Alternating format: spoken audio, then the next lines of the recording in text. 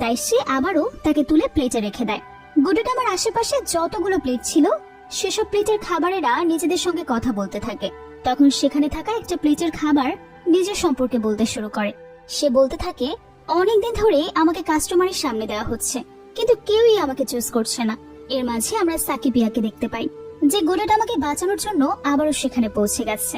কিন্তু সে যখন একটা শেফকে দেখে তখন সে ভাবে এটাই হয়তো তার নিজের মা, আর তাই সে লাফ দিয়ে সেই শেফকে জড়িয়ে ধরে। আর ওই শেফ সাকিবিয়াকে ধরে ডাস্টবিনে ফেলে দেয়। তখন সেখানে একটা এগ আইসক্রিমকে দেখানো হয়। আশেপাশে থাকা অন্যান্য ক্রিয়েচাররা তাকে দেখে অনেক বেশি অবাক হয়ে যায়। তারা ভাবতে থাকে এটা হয়তো নতুন একটা রেসিপি। তখন ওই এগ আইসক্রিমটা তাদেরকে বোঝায় যে নতুন কোনো রেসিপি না, সে নিজেও আসলে একটা এগ। আসলে সে অনেকগুলো প্রসেসের মধ্যে দিয়ে গিয়েছে বলে সে এখন আইসক্রিম হয়ে গেছে। আর এখন অন্যান্য অনেক এগের সাথে এই একই ঘটনাই ঘটছে। এটা শুনে তখন অন্যান্য ক্রিয়েচাররাও তাদের নিজেদের সম্পর্কে বলতে থাকে, যেমন তাদের জন্ম কিভাবে হয়েছে, কিভাবে কি প্রসেসিং এর মধ্য দিয়ে তারা আজ এখানে, সবকিছু। অনেক আগে সমুদ্র থেকে তাদেরকে ধরে আনা হয়েছে। তারা হলো আসলে মাছের ডিম। একটি জাহাজে করে কিছু মানুষ তাদের মাকে সমুদ্র থেকে ধরে ফেলে।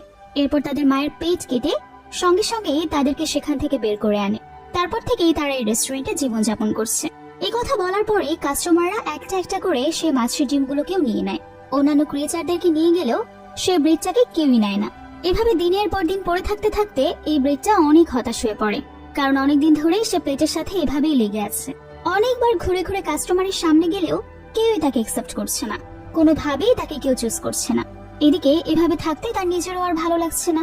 অন্যদিকে আমরা সাকিবিয়াকে দেখি, যে ডাস্টবিনে একটা কিউআর কোড দেখে, যেটার স্টিকারে একটা মুরগির স্যাম্পল ছিল, যেটা দেখে সাকিবিয়া ভাবতে থাকে তার মাও নিশ্চয়ই দেখতে একই রকম হবে।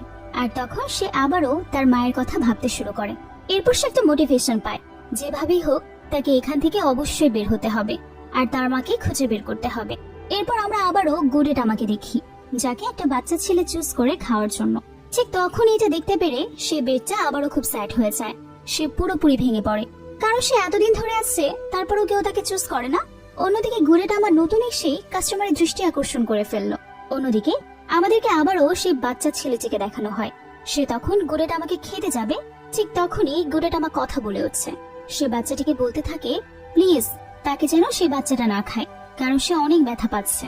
এরপর ছেলেটা অনেক চেষ্টা করেও গুডেটামাকে খেতে না পেরে এক পর্যায়ে কান্না শুরু করে দেয়, কারণ সে যতবারই তাকে খেতে যাচ্ছে গুডেটামা তাকে ততবারই নিষেধ করছে।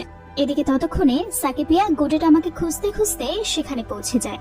আর ঠিক তখনই সে সেই টয়ে করে গুডেটামাকে নিয়ে পালাতে শুরু করে, কারণ এই সময় যদি কেউ তাদেরকে দেখে ফেলে তাহলে অনেক বড় প্রবলেম হয়ে যাবে। ঠিক তখনই